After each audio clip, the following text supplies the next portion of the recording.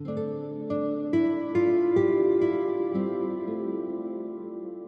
York میں متعدد museum تھے، مگر میری دلچسپی کی چیز American museum of natural history تھا۔ یہ اپنی نوعیت کے اعتبار سے دنیا کا سب سے بڑا میوزیم ہے۔ یہاں 3 کروڑ کے قریب اشیاء نمائش کے لیے رکھی گئی ہیں، جن میں ڈائنوسار کے ڈھانچوں کا سب سے بڑا ذخیرہ بھی شامل ہے۔ میں نے نقشے کی مدد سے اس کا پتہ سمجھا۔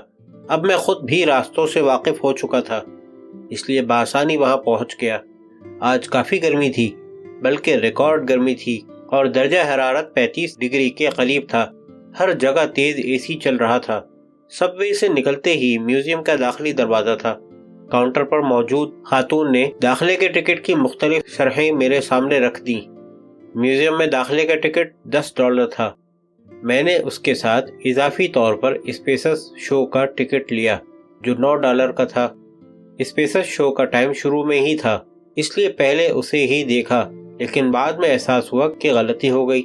میں نے بہترین چیز ابتدا ہی میں دیکھ لی، جس کے بعد دوسری چیزیں جو اپنی جگہ بہت اچھی تھیں زیادہ متاثر نہ کر سکیں۔ اگر آپ کا کبھی وہاں جانا ہو تو اسپیسس شو کا ٹکٹ ضرور لیں، مگر اس کا وقت بعد کا رکھوائیں، کیونکہ یہ سارا دن وقفے وقفے سے ہوتا رہتا ہے۔ اسپیسس شو، یہ شو ایک گول ہال میں دکھایا گیا۔ اس کی چھت گنبد کی طرح تھی، سیٹیں بھی گول دائرے میں لگی ہوئی تھیں۔ میں بھی ایک نشست پر بیٹھ گیا۔ کچھ ہدایات اور معلومات کے بعد شو شروع ہو گیا۔ اس میں جو معلومات دکھائی گئیں وہ ہمارے نظام شمسی، ستاروں، کائنات اور بلیک ہولز کے بارے میں تھیں۔ میرے لیے ان میں سے کوئی بات بھی انکشاف کی حیثیت نہیں رکھتی تھی، لیکن سب سے زیادہ متاثر کن چیز ان کے پیش کیے جانے کا انداز تھا۔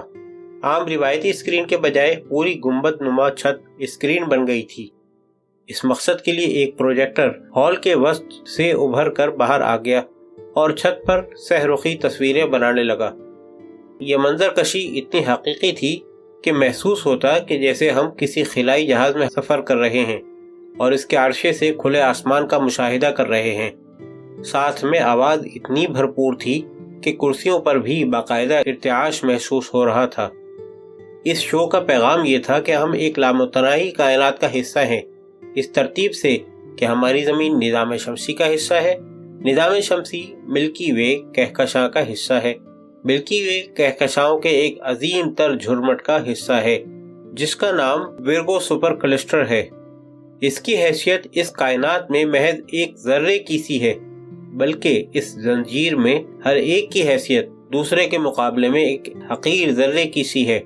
ہمارا خمیر اس کائنات سے اٹھا ہے، اور جو ایٹم ہمارے جسم کی تشکیل کرتے ہیں وہی اس کائنات کی تخلیق میں بھی کار فرما ہیں۔ اس کا مطلب یہ ہوا کہ ہماری اور اس کائنات کی اصل ایک ہے۔ ہیرو کے بغیر فلم۔ میوزیم کے باقی حصوں کا حال میں بعد میں تفصیل سے بیان کروں گا، مگر اس میوزیم اور بالخصوص اس شو کو دیکھ کر جو بات سب سے زیادہ محسوس ہوئی، اسے میں اسی وقت ہی بیان کرنا چاہوں گا۔ مجھے یہ شدت سے محسوس ہوا کہ میں ایک ایسی فلم دیکھ رہا ہوں جس میں ایک مربوط اور مکمل کہانی دکھائی گئی ہے، مگر ہیرو کا تذکرہ ہی نہیں ہوا۔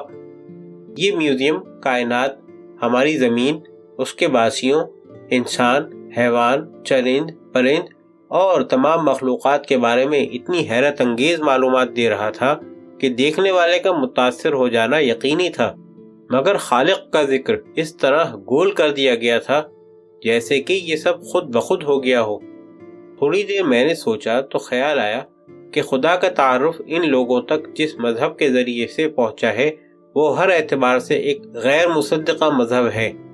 اس کی کتاب مسلمہ طور پر تحریف شدہ ہے۔ بائبل کثرت سے ایسے بیانات سے بھری ہوئی ہے جو قدم قدم پر مصدقہ سائنسی حقائق سے ٹکراتے ہیں۔ عیسائیوں کا بیوی اور بیٹے والا خدا اس میوزیم میں اگر نہیں ہے تو اس میں ان لوگوں کا اتنا قصور نہیں۔ ایسے احمقانہ عقیدے سے بہت بہتر ہے کہ آدمی خدا کے وجود سے ہی انکار کر دے، یا مذہب کو روحانی تفریح کی ایک چیز بنا کر زندگی کا ایک ضمنی حصہ بنا دے اور بقیہ زندگی کو مادیت کے رحم و کرم پر چھوڑ دے۔ اب یہی اہل مغرب کر رہے ہیں۔ میوزیم کی تفصیل۔ یہ میوزیم 4 منزلہ عمارت پر مشتمل ہے، جس میں 42 ہالز ہیں۔ اور ایک بہت بڑا حصہ خلا اور زمین سے متعلق ہے۔ اس کا نام روز سینٹر آف اسپیس اینڈ ارتھ ہے۔ اس میں بگ بینگ سے لے کر آج تک کائنات پر گزرنے والے تمام مراحل زمانی ترتیب کے ساتھ دکھائے گئے ہیں۔ بعض جگہ چھوٹے چھوٹے آڈیٹوریم بھی ہیں جن میں معلوماتی فلمیں دکھائی جا رہی تھیں۔ مثلا روز سینٹر میں بلیک ہول سے متعلق دستاویزی فلم دکھائی گئی۔ کہیں ویڈیو اسکرین پر معلومات دی جا رہی تھیں۔ بعض جگہ کمپیوٹر اسکرین کے ذریعے کوئی بھی شخص اپنی مرضی سے معلومات حاصل کر سکتا تھا۔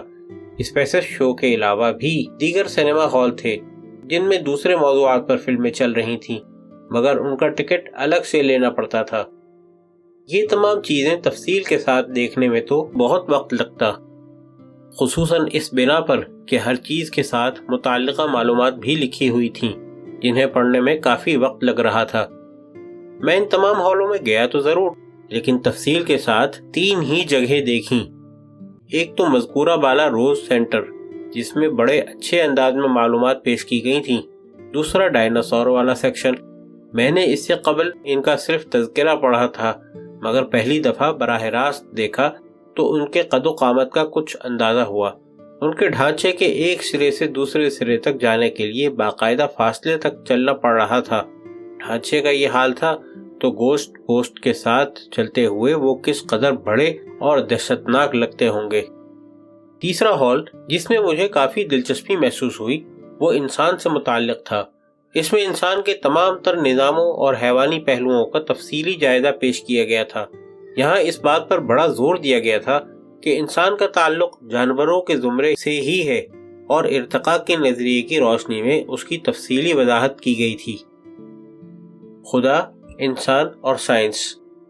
میں پچھلے باب میں بیان کر چکا ہوں کہ مذہب کا انکار کرنے کے بعد اہل مغرب کے سامنے 2 سوال آ کر کھڑے ہو گئے تھے۔ یہ محض اخلاقی نوعیت کے سوال نہیں تھے، بلکہ خالص عقلی اور منطقی نوعیت کے سوالات تھے۔ پہلا یہ کہ کائنات کو کس نے پیدا کیا، اور دوسرا یہ کہ مخلوقات اور خود انسان جیسی باشعور ہستی کیوں کر کائنات کے سادہ صفحے پر ابھری۔ ان سوالات کا سبب یہ علم تھا کہ کائنات ایک مادی وجود ہے۔ ہر مادی چیز کی طرح کائنات بھی خود بخود وجود پذیر نہیں ہو سکتی، اس کی کوئی علت ہونی چاہیے۔ یہ علت وہ شے خود نہیں ہو سکتی۔ ایک سادہ سی مثال سے یوں سمجھیں کہ کسی کمرے میں اگر فریج رکھا ہوا ہے تو اس کے بارے میں یہ سوال لازماً اٹھے گا کہ اسے کس نے بنایا۔ یہ ممکن نہیں ہے کہ فریج خود اپنے آپ کو بنا لے۔ ٹھیک یہی بات اس کائنات کی ہر شے اور خود کائنات پر بھی صادق آتی ہے کہ ان میں سے کوئی بھی اپنی تخلیق پر آپ قادر نہیں۔ یہ محض ایک منطقی نوعیت کی بحث نہیں بلکہ سائنسی بنیاد رکھتی ہے۔ سائنس یہ مان چکی ہے کہ کائنات کا وجود ابدی نہیں ہے، یہ آج سے 15 بلین سال قبل ایک عظیم دھماکے بگ بینگ کے نتیجے میں وجود میں آئی۔ سوال یہ ہے کہ ایسا کیوں ہوا اور کس نے کیا؟ اس بات کے جواب میں سائنس بالکل خاموش ہے۔ وہ صرف اتنا بتا دیتی ہے کہ یہ دھماکہ کسی خارجی طاقت کی مداخلت کے بغیر ممکن نہیں تھا۔ لیکن یہ خارجی طاقت کون تھی اور اس نے ایسا کیوں کیا؟ اس کا جواب سائنس کے دائرہ کار سے باہر ہے، کیونکہ یہاں سے عالم شہود ختم ہو جاتا ہے اور عالم غیب شروع ہوتا ہے۔ اس بات کا جواب صرف مذہب دیتا ہے۔ وہ کہتا ہے کہ کائنات کو اللہ تعالی نے بنایا۔ خیال رہے کہ یہاں اور اس بحث میں آگے ہر جگہ مذہب سے میری مراد اسلام ہے، کیونکہ اسلام ہی وہ واحد مذہب ہے جس کے من جانب اللہ ہونے میں شک نہیں، اور اس کی کتاب بالکل محفوظ ہے۔